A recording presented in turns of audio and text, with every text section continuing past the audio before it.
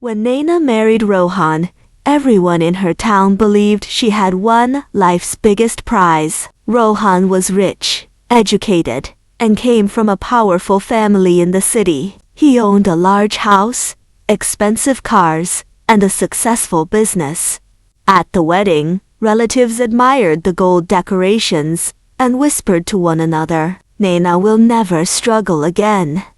Naina believed that too. She grew up in a small home where every expense mattered. Her father worked long hours in a factory, and her mother saved coins in steel containers hidden inside the kitchen. To Naina, wealth meant safety. In the beginning, married life looked perfect.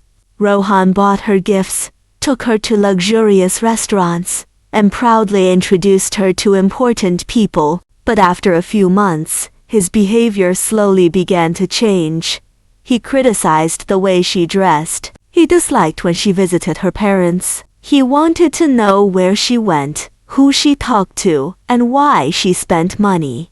At first, Naina ignored it. She told herself every marriage had problems. But over time, Rohan's words became sharper. "If you have this life, it's because of me. You wouldn't survive on your own. This house belongs to me."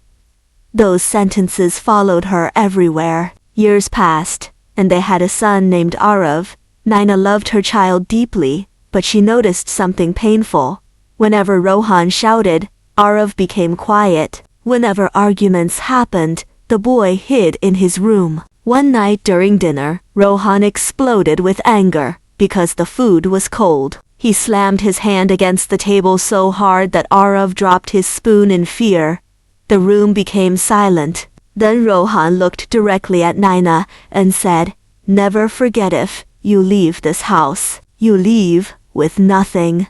That sentence stayed in her mind all night. For the first time, Naina stopped thinking about comfort and started thinking about peace. A few weeks later, while Rohan was away on a business trip, she packed 2 small bags. One for herself, one for Arav. No jewelry, no property papers, no demands. When Rohan returned and discovered she had left, he called immediately. "You're making a mistake," he shouted over the phone. "You'll come back when reality hits." But Naina quietly replied, "Maybe, but at least my son won't grow up afraid anymore." Life after leaving was difficult. She rented a tiny apartment with peeling paint and old furniture. During the day, she worked at a clothing store. At night, she stitched dresses for extra income after Arav went to sleep. There were evenings when she cried from exhaustion. Some days she skipped meals so her son could eat properly. But slowly, something changed inside the small apartment. There was no shouting, no fear, no tension. Arav laughed more.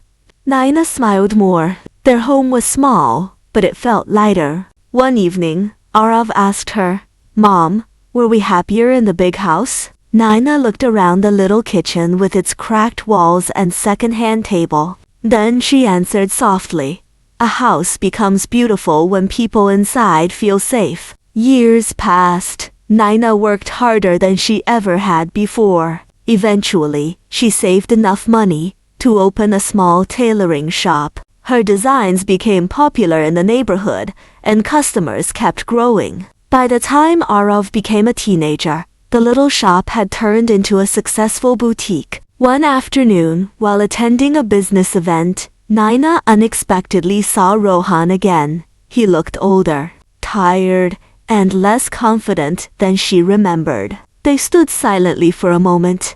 Then his eyes moved toward her business display and the customers surrounding her work. "You've done well," he admitted quietly. Naina smiled politely. Rohan shook his head slightly. "I never thought you could survive without my money."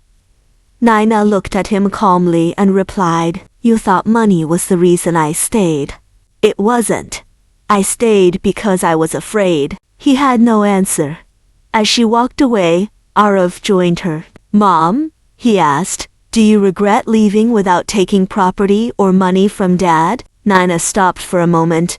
Then she smiled gently and said, "No, Because the day I walked out, I took back something more valuable. What was it? Arav asked. My dignity. And at that moment, Nina realized she had never truly left empty-handed.